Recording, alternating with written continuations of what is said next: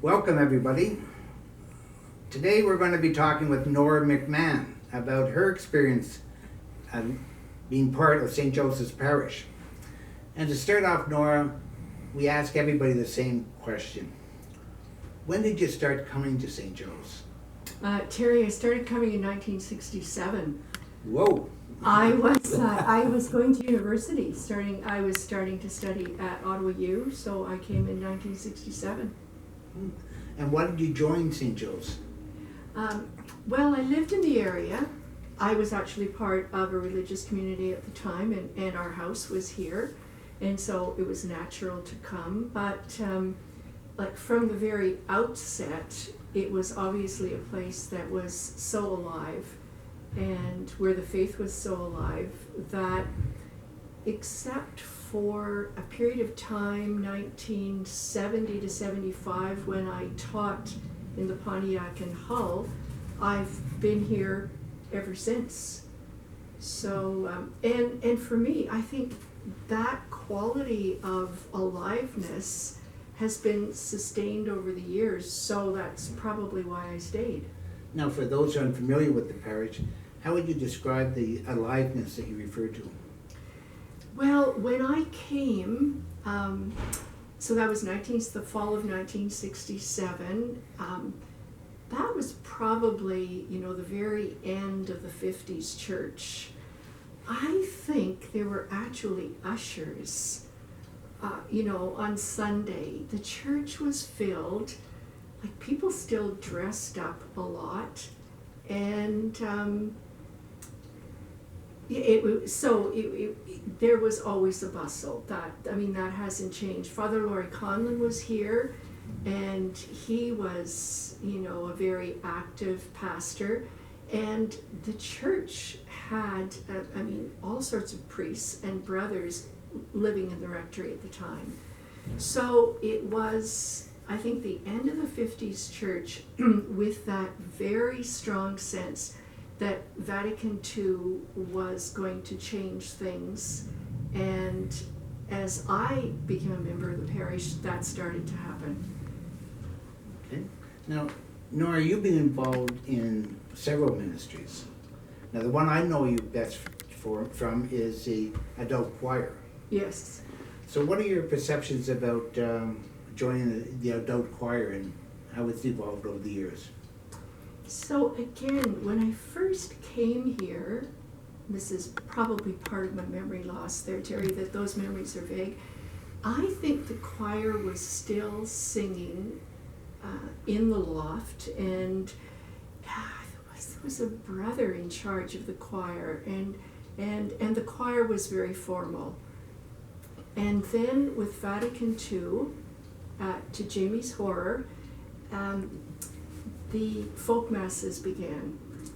And so, I remember being on the right side of the altar, and the guitars were strumming, and we were singing away, and probably they'll know we are Christians by our love, and some oldies but goldies, and people just, of course people loved it. It was just one of the masses, but it was such a sign of the times, and it was such fun, really. Do you recall, Norah, whether we were involved in charismatic renewal back then? Oh my goodness, there was lots of charismatic renewal, Terry. So there was still another choir. I never even thought about charismatic renewal. There were all sorts of prayer meetings here. This place, again, you're so right, that the church was, there were prayer meetings in the basement, probably several nights a week. Oh, Audrey, names are escaping me, but people who were involved in the parish were there, and charismatic renewal was very much a part of things. Was that Audrey Guillet? Audrey Guillet. That's who that was, and Millie. Okay. And so, yes, that was very, very much, a part of that would probably be late 60s, I would say. Don't have a sense of how that affected the choir, or the it would have affected the life of the community in as much as people were very, again, like coming to a really renewed sense of their personal faith. Mm-hmm. So those were very interesting years, and Brother Gilbert was involved at that time, all sorts of people. To return to the choir, experience, so I have a memory after the folk masses, then in the 70s, Jane came, and I think for me in those years, like, again, there was always something happening, some vigil that we were preparing for, but I mean, even more significant in that, Jane had a strong sense of the importance of the assembly. It was, the Mass wasn't about the priest doing something, as we had that Vatican II sense of the church being the community of the people of God. Those were the years when I think the assembly began to own its own ability to be involved in the singing. And so, singing became, that was really important. And then singing enlivened, we had the Advent vigils, and then we would have the service Good Friday evening, I think. But in general, Jane just wanted singing to become the prayer of the people. And so the choir was a really close-knit people, a group of people. We would have our own gatherings, epiphany parties where people would share their gifts. It was a really strongly knit community. And then, after Jamie, we had, actually, I left the choir for probably 10 or so years. I joined the Orpheus community choir, so I went from sacred tunes to show tunes for a bit, and then returned to the choir. And I think now in Jamie's time, again, Jamie has had, because he comes from Ottawa U, he's had such strong musical connections in the community, and he is such a musician with a sense of sacred music that, again, we, as a choir, we've explored pieces. I think that both he and we would think at times are a bit beyond us, but have been great fun. Good. The other aspect of the music would be, we moved away from the organ, and then we returned to using the organ over that 40, 50 year period of time. Yes. I think the piano, like, practically speaking, there is a lag. When the organ plays, there is a lag between the time that the organ music hits downstairs in the choir. So it's a bit more challenging to sing with an organ. And we have been integrating that, and that is a vital part of our musical history, and a bit more challenging. That's where we need Donna Bowers to keep us connected. Yes.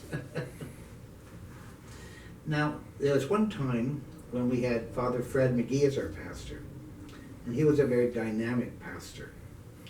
And when it was his time to be reassigned, there was a lot of controversy about having him go. A lot of people wanted him to stay. But the parish came together and they celebrated his farewell. Can you talk to us a bit about that celebration? Terry, some years ago, I discovered an old copy of the script.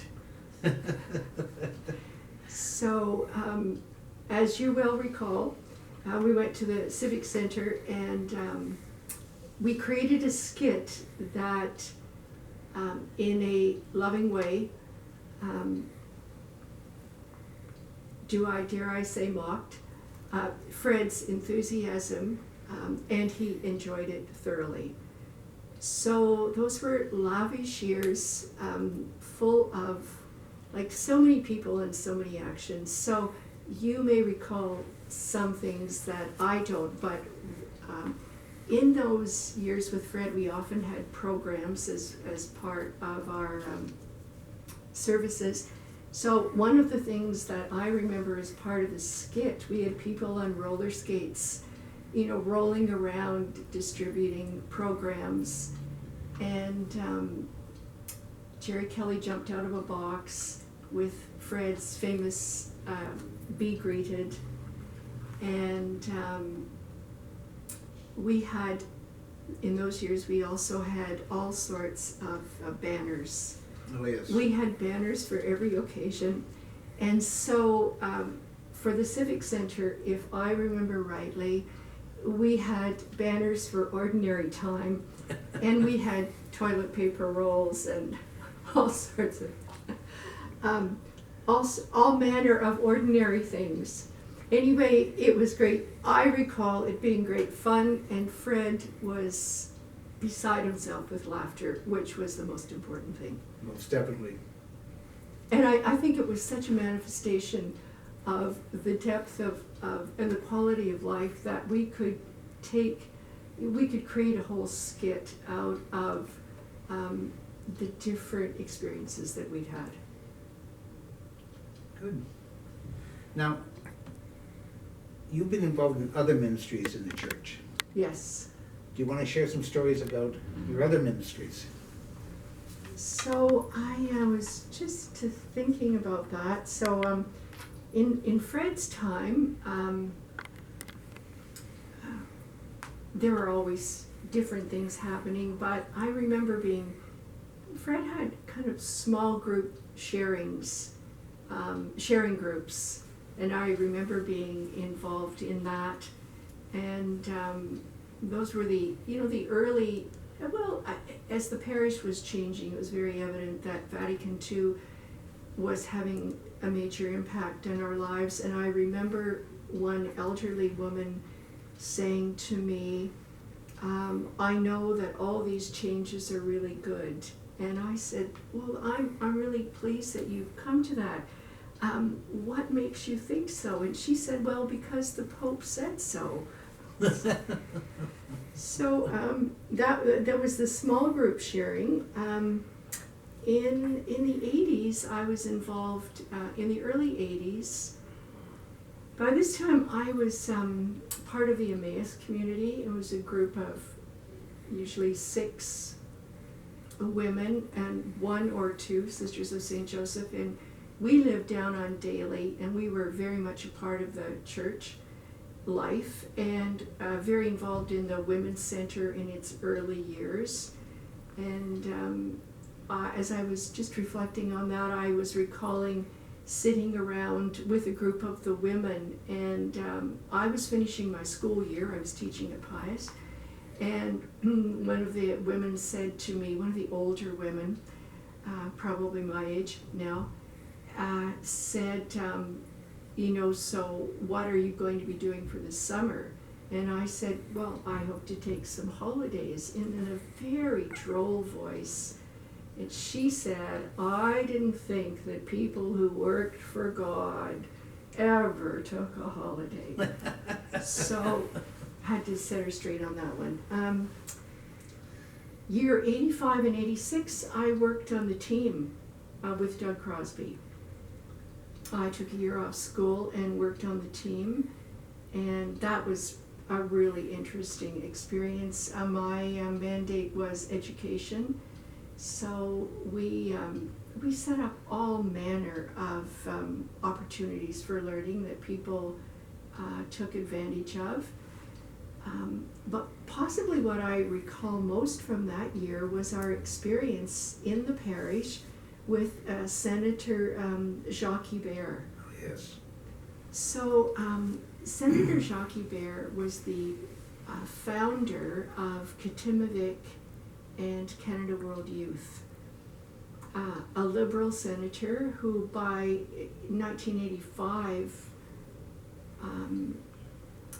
to my recollection, was elderly, and I don't think at that point there was a retirement mandate of date of 75. Mm-hmm. Anyway, the government, the Conservative government of the day, chose to cancel Katimavik and Canada, maybe Canada World Youth, but certainly Katimavik. And the senator felt so strongly about it that he went on a hunger strike.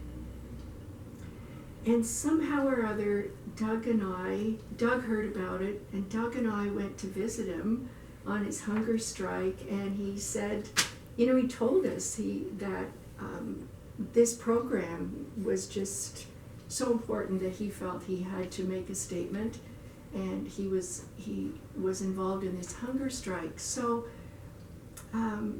Doug organized an evening vigil here, and we had an evening vigil. I don't know how we phrased that, but anyway, it was in support of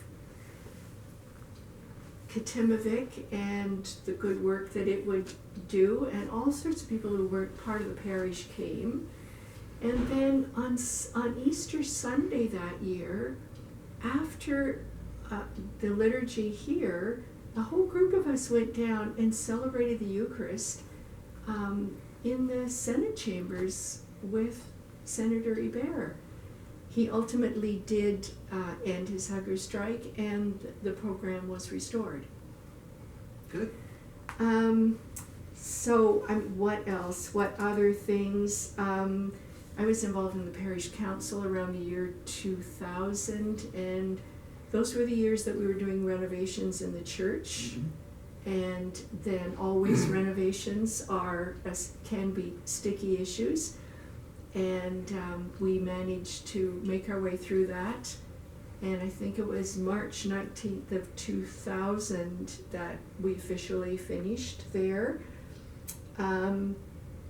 In probably the early 2000s, I was involved in Back to Our Roots, in which a small group of us, the oldest being Pat Cairns and Marion, and then the Cudahy's, Donna Coulterman, Florian LaBerge, a group of us, worked to integrate a sense of connection with Earth into our lives, and did a green audit of the church, won an award, which must be stashed somewhere. It is in the vault. It's in the vault. It's in the vault. I had a short stint with homilies sometime around the, early 2010s, and then you would know better than I when the healing ministry started. Mm-hmm. After Gary died. When would that have been? 2010. Okay, so the healing ministry evolved after that, when Gary, out of his experience of being sick, wanted others to have the opportunity of being welcomed when not feeling well and supported. Or a community and a cushion, I think, as we said at the time. Well, Norah, one final question for you. Is there anybody that you can think of who you'd consider to be a mentor or a person that inspired you? So you gave me that question beforehand, and my answer is many people rather than one. One of the advantages of being in the choir is that you see everybody's face as opposed to everybody's back when you're in the assembly. And I am consistently inspired at communion time when I see people that I have known. It could be for 1 to 5 to 10 to 20 to 30, 40, 50 years, week after week, returning to the community, carrying the experiences of their lives. And I think it's that continuity and that constancy of the people that I literally see because I'm in the choir that continues to inspire me. Well, Norah, thank you very much. It's very helpful, and good luck with your future endeavors. Thank you, Terry.